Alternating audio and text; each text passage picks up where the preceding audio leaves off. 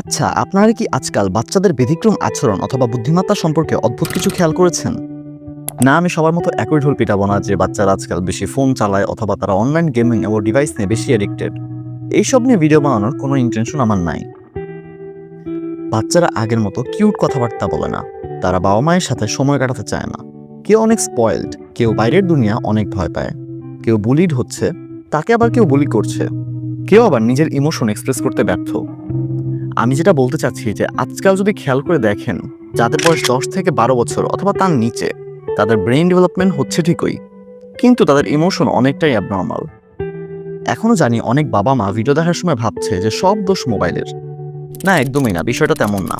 আজকালকার বাচ্চাদের মধ্যে আমি যে পরিমাণে ইন্টেলিজেন্স দেখেছি, প্রযুক্তি বলেন অথবা স্কিলস বলেন, তা আমি আর কখনো দেখিনি। তাহলে সমস্যাটা কোথায়? অতি দুঃখের সাথে বলতে হচ্ছে যে সমস্যাটা বাচ্চাদেরও না অথবা তাদের মোবাইল অ্যাডিকশনেরও না। সমস্যাটা বাবা মায়ের থেকেই শুরু। এখন অনেকেই রেগে গেছে অলরেডি, কিন্তু আপনার বাচ্চাদের মন মানসিকতার জন্য আপনাকে বাচ্চাদের সাইকোলজি বুঝতেই হবে। আমি জানি অনেক গালি খাবো, অনেক কথা শুনবো এটা বলার জন্য, বাট আপনার সন্তানের এই অবস্থার জন্য 99.9% দোষ আপনারই। আপনি আপনার সন্তানের জন্য শুধু গাধার মতো খেটে যাচ্ছেন, ওকে নামি দামি শিক্ষকের দ্বারা প্রশিক্ষণ দিচ্ছেন, সে অনেক ভালো রেজাল্টও করছে, ভাবতেই ভালো লাগে তাই না? বাট সে কি আদৌ মানুষ হচ্ছে? আপনি শুধু তার ভবিষ্যৎ নিয়ে ভাবতে ভাবতে তার বর্তমান নষ্ট করে দিচ্ছেন না তো? আপনার সন্তান আপনার কথা শোনে না, কেন শুনবে? আপনি কি ছোটবেলা থেকে ওকে এটাও অনুভব করিয়েছিলেন যে সে আপনার উপর ভরসা করতে পারে অথবা সে আপনার উপর নির্ভর করতে পারে? বাচ্চাদের মনের দুর্বলতা অনেক বেশি। তারা তাদের কথাই শোনে যাদের জন্য তাদের মনে কোমল জায়গা রয়েছে। আপনার বাচ্চার বয়স যত কম, আপনার জন্য সেই জায়গা করে নেওয়াটা তত সহজ। অনেকে বলবেন যে আমরাও ছোট ছিলাম, আমাদের বড় হতে এত ঢং করা লাগেনি। বাট আপনাদের বুঝতে হবে যে যুগ এখন চেঞ্জড। আপনি আপনার সন্তানকে মোবাইল কিনে দিতেই পারেন, সে একটু অ্যাডিক্টেড হতেই পারে, কিন্তু যখন সে দেখবে যে তার মা বাবা তাকে জাস্ট প্রযুক্তির দায়িত্বে ছেড়ে দিয়েছে এবং নিজেরা কোনোদিন খোঁজ খবরও নেয় না, তখন সে নিজের বাবা মায়ের জন্য মনে কোনো জায়গা রাখতে পারে না চাইলেও। আপনি আশা করেন যে আপনার সন্তান আপনার কথা শুনবে, কিন্তু আপনি কখনো তার কথা শুনেছেন? আমার কথাটা এখনো অনেকে বুঝতে পারেননি। ফর এক্সাম্পল, আপনার বাচ্চা আজ একটি নতুন শব্দ শিখেছে, অথবা ধরেন সে একটি ড্রয়িং করেছে। ম্যাক্সিমাম বাবা মা এখন এই জিনিসগুলোকে পাত্তাই দেয় না। আপনার সন্তানের ক্রিয়েটিভিটি, ইমাজিনেশন, আবেগ এগুলো কখন বাড়বে? যখন সে নিজের কাজের জন্য প্রশ্রয় পাবে। একটা বিষয় মনে রাখবেন, বাচ্চারা শেয়ার করতে পছন্দ করে নিজের অ্যাচিভমেন্ট, নিজের কথাবার্তা, যেটা আমরা নিজেদের বন্ধুদের সাথে করেছি। বাট এখন সমস্যা হলো বাচ্চারা আশেপাশে তেমন মিশতে পারে না, এবং আমরা খোঁজই নেই না যে তারা কি আদৌ সমাজের অন্যান্য বাচ্চাদের সাথে মিশে চলতে পারছে। আমরা মনে করি সে স্কুলে যাচ্ছে, পড়াশোনা করছে, সব নর্মাল, কিন্তু অন্যদিকে হয়তো সে অন্য কারোর সাথে মিশতেই পারছে না এবং লজ্জায় বিষয়টি বলতেও পারছে না। ফলে কি হবে? তার চিন্তা ভাবনা, আবেগ, ক্রিয়েটিভিটি আস্তে আস্তে শেষ করে ফেলবে।